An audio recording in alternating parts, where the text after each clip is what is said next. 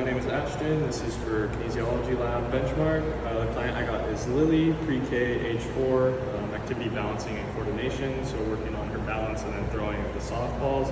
So the first exercise is going to be the squat, and this is going to be the first one to target her balancing. The agonist is going to be the quads, antagonist hamstrings, origin is going to be the ilium, insertion is the tibial tubercle, and then the action is going to be deflection and extension. And so it's going to start with back straight, shoulders out, chest out, core tight, and then squat, deflection, and then all the way back up. And then so now we're going to instruct our hypothetical client on how to do it. So it's going to be just performing a squat, so back straight, core tight, flex at the knees, all the way down, all the way up.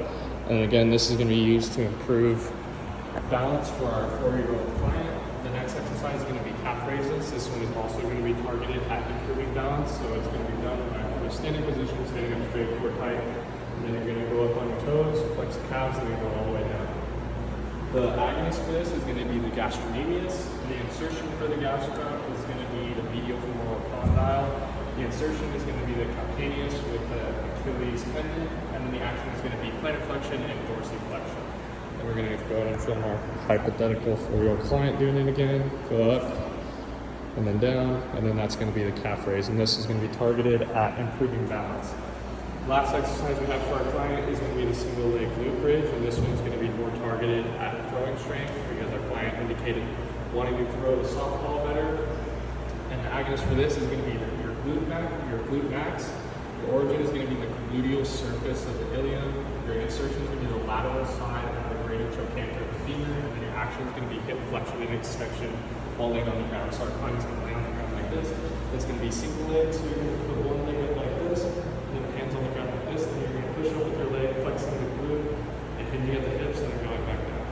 And this again is going to help in improving throwing strength for throwing the softball. And then our hypothetical client is going to perform it.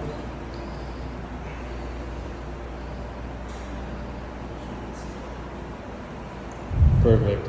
And then he's going to stay on the ground right here, and we're just going to move into our 3 tests, starting with that one. And this one's going to be manual muscle testing for the glute. We're going to have the knee bent right here, and then we're going to push back on the leg, and that's going to be testing our glute strength.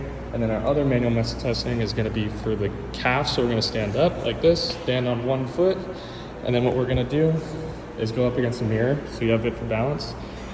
And then we're going to go in and do a calf raise on the down one, and then we're going to put pressure right here down.